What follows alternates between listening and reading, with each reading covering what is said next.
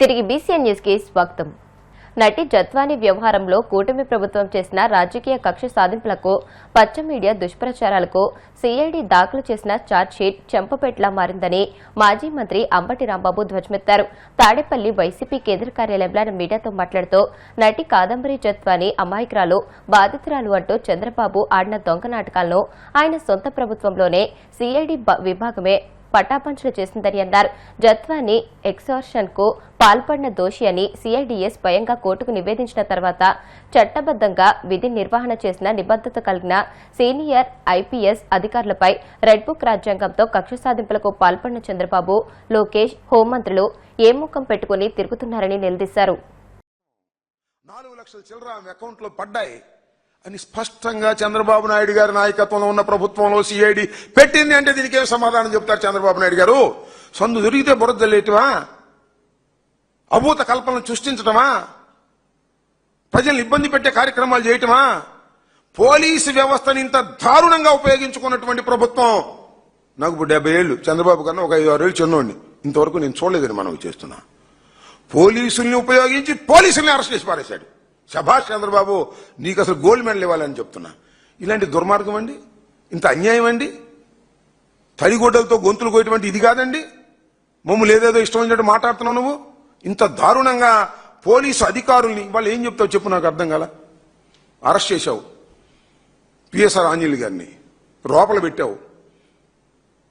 మరి 2 ఐపీఎస్ అధికారులు. ఐపీఎస్ అంటే ఏం చిన్న విషయం నాకు తెలియదు. ఐపీఎస్ ఐఏఎస్ అంటే ఎంత కష్టపడి చదువుకుంటారు.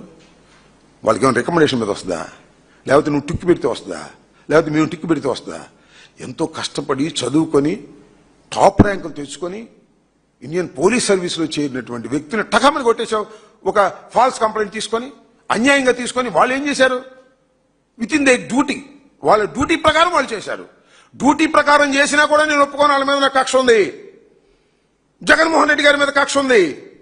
కాబట్టి వాళ్ళ సంగతి తెలుస్తానని చెప్పేసి పాపం అమాయకురాలైనటువంటి ఆ కాదంబరి జత్వాని బాంబేలో ఉంటే ఆమె తీసుకొచ్చి కంప్లైంట్ తీసుకుని ఆన్లైన్లో ప్రీ ప్లాన్డ్ గా ఆంధ్రజ్యోతిని, ఈనాడుని, వాళ్ళని వీళ్ళని ఉపయోగించి ఈ రకంగా బలి చేశారు ఆమెని. నాకు అర్థం కాల. ఆమె కేసు ఆమె నిరూపించుకోవటం, కొట్టేయటం వచ్చిన తర్వాత విషయం. ఆమె చేత కంప్లైంట్ తీసుకుని చేస్తే ఎక్కడికి పోతుంది ఈ పోలీస్ ప్రభుత్వం నేను అడుగుతా ఉన్నా. ఇంత దారుణమైనటువంటి కార్యక్రమాలకి ఇవాళ చంద్రబాబు నాయుడు గారు దిగజారిపోయి మాట్లాడుతూ ఇవాళ అంటున్నాడు, రక్షించవలసినటువంటి పోలీసులే ఇలా చేస్తే ఎలాగు అని. నీ పని ఏంటి వాళ్ళ? ఇంత దారుణమా? సిఐడి ఎందుకు వేసింది ఏమిటనేది పక్కన పెడదాం. తప్పుకోవడానికి వీలు లేదు. ఎంక్వైరీలో గత్యంతరం లేని పరిస్థితుల్లో జత్వాని తప్పు చేసింది అని పోలీసు వారు నిర్ధారణ చేసి వేస్తే దీనికి చంద్రబాబు సమాధానం చెప్పుకోవాలి. చంద్రబాబు సమాధానం ఎవరు చెప్తాడని అడుగుతా ఉన్నా. మేము అనవసరంగా మిమ్మల్ని కేసుల్లో పెట్టాము, ఆ అమ్మాయి నిజంగానే కొద్దిగా నేర స్వభావం ఉందని మా సిఐడి వాళ్ళే అన్నారు, కాబట్టి మీదేమీ తప్పు లేదు. నేను అడుగుతానని నాకు అర్థం కాల. బోలేని కేసులు పెడతారు ఈ రాష్ట్రంలో పోలీసు వాళ్ళు. ఆ కేసులు కొట్టేస్తారు. 100కి 90 కేసులు కొట్టేసినాయే, పెద్ద పెద్ద మర్డర్ కేసులు కూడా. సాక్ష్యాధారాలు లేకనో అందరికి శిక్ష ఇష్టం సరిపోతుందా చెప్పండి? నా మీద ఒక కేసు పెడతారు రేపు. ఇప్పుడు పెట్టారు చాలా. ఈ కేసులు రేపు కొట్టేస్తారు. వాళ్ళందరూ లోపలేస్తావా? ఏమి సాంప్రదాయం ఇది? ఒక దుర్మార్గమైన సాంప్రదాయం, కక్షపూరితమైన సాంప్రదాయం ఇవాళ చంద్రబాబు నాయుడు గారు తీసుకొచ్చి ఇవాళ ఇష్టానుసారంగా ఇవాళ రాష్ట్రంలో చేస్తున్నాడు. ఇది చాలా దారుణమైనటువంటి అంశంగా నేను పరిగణిస్తున్నాను. దీనికి రాష్ట్ర ప్రజానీకం ఆలోచించాలని కూడా మనం చేస్తున్నాం. చాలా గందరగోళం చేసి ఏదో ఒక విధంగా రాజకీయ లబ్ధి పొంద అంతే. కోర్టులు కూడా ఇస్తే సంతోషమే, మాకేం అభ్యంతరం లేదు. అమాయకురాలు అయితే అమాయకురాలు ఇవ్వచ్చు. నీ సిఐడి ఇవాళ ఆమె అమాయకురాలు కాదు అని చాలా స్పష్టంగా చెప్పింది. అది గుర్తుపెట్టుకోమని మనం చేస్తున్నాం. కాబట్టి చంద్రబాబు నాయుడు గారు ఈ రకంగా, అంతేకాదు ఇంకా మీకు చూపించాలంటే వరుసని చూపిస్తా. కొన్ని చూడాల్సిన అవసరం కూడా ఈ రాష్ట్ర ప్రజానీకానికి ఉంది. అరెస్ట్ చేసిన తర్వాత ఏ రకంగా ఈనాడులో బిల్డప్, ఆంధ్రజ్యోతిలో బిల్డప్ ఇస్తారో కూడా. మైనింగ్ చేసిన వారిపై కఠిన చర్యలు తీసుకుంటామని యలమంచిలి జనసేన ఎమ్మెల్యే సుందరపు విజయ్ కుమార్ స్పష్టం చేశారు. పంచదార్లకొండ, కొండకర్ల ఆవ ప్రాంతాలను నో మైనింగ్ జోన్ గా ప్రకటించాలని ప్రతిపాదించినట్లు వెల్లడించారు. కూటమి ప్రభుత్వం బాధ్యులపై తగిన చర్యలు తీసుకుంటుందని స్పష్టం చేశారు. ఆయన కూడా పూర్తిగా దీని మీద ఇన్ఫర్మేషన్ తీసి జియోలాజికల్ వాళ్ళు కూడా డిపార్ట్మెంట్ అంతా కూడా కమిటీ వేస్తున్నాం. ఎట్టి పరిస్థితుల్లో ఈ కుట్రని ఛేదిస్తాం. ప్రజల్ని, హిందువుల్ని భయభ్రాంతులకి గురి చేయడానికి వైఎస్ఆర్సీపీ పార్టీ ఈ కుట్ర పన్నింది. ఇందులో ప్రధానమైన నిందితుడు A1 ఎవరైనా ఉన్నారంటే అది ధర్మశ్రీ. A2, A3, A4 అందరూ కూడా వైఎస్ఆర్సీపీ నాయకులు. వీళ్ళందరి మీద కూడా చర్యలు తీసుకోవాలని చెప్పి మేము డిమాండ్ చేస్తున్నాం. గవర్నమెంట్కి మేము డిమాండ్ చేస్తున్నాం. నిద్ర పట్టకుండా చేశారు హిందువులందరికీ. నేను అడుగుతున్న క్వశ్చన్ నెంబర్ 1, మీరు బురద వాటరు పైప్ లైన్లోంచి మీరు వదలండి. 2 కిలోమీటర్స్ తర్వాత అది బురద వాటర్గా వస్తే మేము ఒప్పుకుంటాం. డైరెక్ట్ పైప్ లైన్లోంచి ఏదైతే క్వాంటిటీ వస్తుందో అదే క్వాంటిటీ రావాలి. ఒప్పుకుంటారా? ఎక్కడి నుంచి వస్తుందో సోర్స్ కూడా తెలియని పరిస్థితుల్లో 2000 మీటర్లు 1900 మీటర్ల తర్వాత అక్కడ ఎక్స్కవేట్ చేస్తే ఇక్కడికి వచ్చిందంటారా? నేను అడుగుతున్నా. అతగాడు మా ఊరు పక్కన గుడికి వాళ్ళ ఎంపీ దగ్గర నుంచి నిధులు తెస్తే నేనే వెల్కమ్ చేసి రాసిచ్చా చేసుకోండి అని. 2 సంవత్సరాల నుంచి ఎప్పుడు కూడా వాళ్ళని ఎవరిని ఏమీ అనలా. కేవలం ఓన్లీ మా అభివృద్ధి మీదే మేము కాన్సన్ట్రేట్ చేసాం. తర్వాత అతగాడు ఏది పడితే అది మాట్లాడినా నేను ఊరుకున్నా. ఇది ఏదైతే ఎక్స్కవేషన్ 100% ఫస్ట్ నుంచి కూడా ఫణిగిరి మీద ఏదైతే ఈ గ్రావెల్ ఎక్స్కవేషన్లు అవి జరుగుతున్నాయో దానికి నేనే వ్యతిరేకిని. దానికి మీరు సజెషన్ ఇస్తే నేను తీసుకోవడానికి రెడీగా ఉన్నాను. 100% అక్కడ ఎక్స్కవేషన్ అవ్వకూడదనే వ్యక్తిని నేను.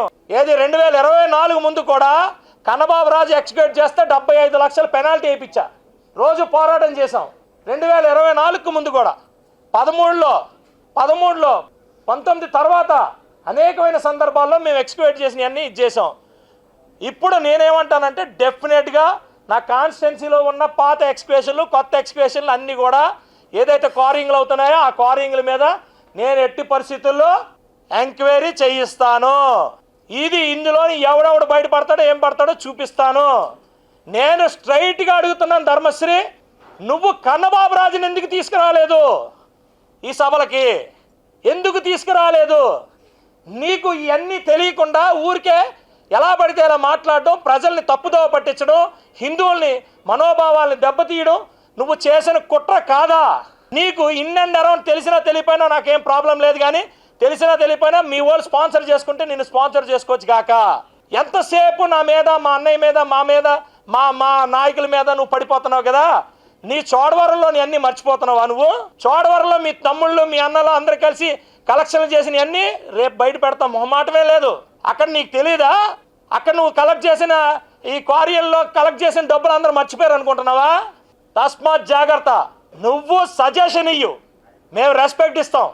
100% ఈ కొండ మీద ఎక్స్కవేషన్ చేయకూడదన్న మొదటి వ్యక్తి సుందర విజయ్ కుమార్ రాసుకో.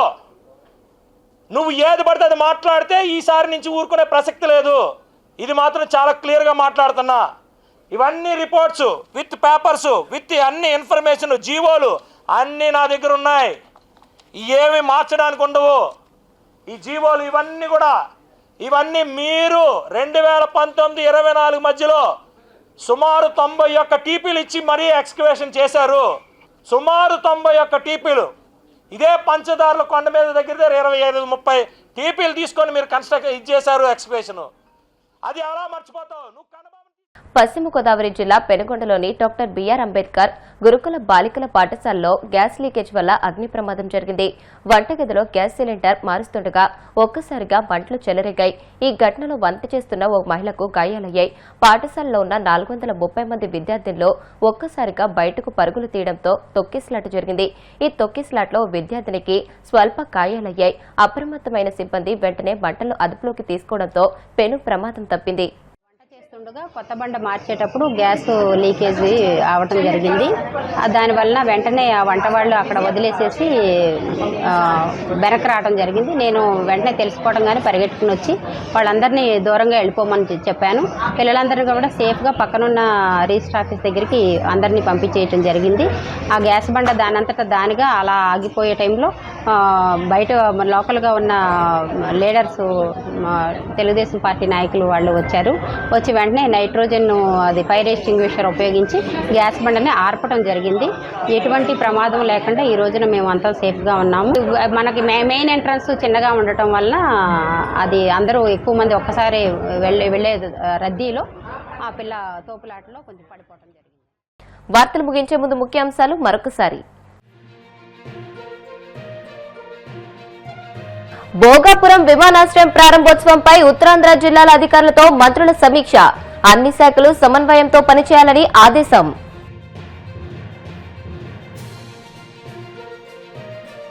మంగళగిరి, తాడేపల్లి మండలాల్లో పేదలకు శాశ్వత ఇళ్ల పట్టాల పంపిణీ. ప్రజలిచ్చిన భారీ మెజారిటీతోనే అభివృద్ధి పనులు వేగవంతం చేశామన్న మంత్రి లోకేష్. సీదిరి అప్పలరాజు కుమారుడి ప్రమాద కేసులో బాధిత కుటుంబానికి మంత్రి పార్థసారథి పరామర్శ. వారికి ధైర్యం చెప్పి 5 లక్షల రూపాయల ఆర్థిక సాయం అందజేత.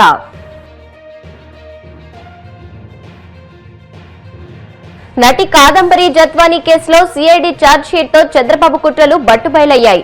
మాజీ మంత్రి అంబటి రాంబాబు విమర్శలు. ఈ వార్తలు ఇంతటితో సమాప్తం. మరిన్ని వార్తల కోసం BCN digital YouTube channel, Facebook page ని ఫాలో అవ్వండి. అప్డేటెడ్ వార్తల కోసం ప్లీజ్ సబ్స్క్రైబ్.